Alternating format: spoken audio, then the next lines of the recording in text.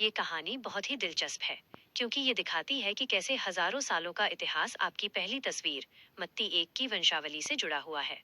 इसे आप चार मुख्य चरणों में समझ सकते हैं। 1.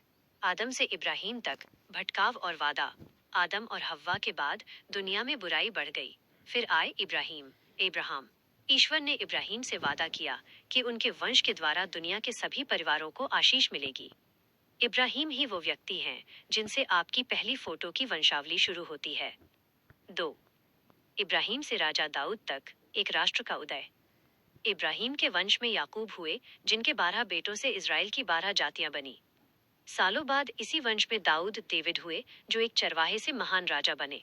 ईश्वर ने दाऊद से वादा किया कि उनका राज हमेशा रहेगा और उन्हीं के वंश से मसीह उद्धारकर्ता आएगा। आपकी तस्वीर में इब्राहिम से दाऊद तक 14 पीढ़ियां इसी इतिहास को दिखाती हैं। 3. दाऊद से गुलामी और वापसी। दाऊद के बाद उनके बेटे सुलेमान राजा बने। इनका नाम भी आपकी फोटो में है। लेकिन बाद में इजरायली भटक गए और उन्हें बेबीलोन की गुलामी में जाना पड़ा। ये उनके इतिहास का सबसे दुखद समय था, जिसे आपकी फोटो में बेबीलोन को ले जाए जाने के रूप में लिखा गया है। 4. गुलामी से यीशु मसीह तक वादे का पूरा होना।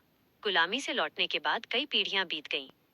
लोग उस उद्धारकर्ता का इंतजार कर रहे थे जिसका वादा दाऊद से किया गया था। अंत में उसी वंश में यूसुफ और मरियम आए। मरियम के द्वारा यीशु का जन्म हुआ, जिन्हें मसीह कहा गया क्योंकि उन्होंने मानवता को पापों से बचाने का रास्ता दिखाया। निष्कर्ष, आपकी पहली फोटो का मुख्य संदेश यही है कि यीशु कोई अचानक आए हुए व्यक्ति नहीं थे, बल्कि वे एक बहुत पुराने और पवित्र वादे का हिस्सा थे, जो इब्राहिम से शुरू हुआ था। यही कारण है कि दूसरी फोटो में बाइबल को इतिहास सत्य कहा गया है, क्योंकि ये केवल कहानियां नहीं बल्कि एक पूरी फैमिली हिस्ट्री है। क्या आप जानना चाहेंगे कि यीशु मसीह ने लोगों को कौन सी सबसे बड़ी शिक्षा दी थी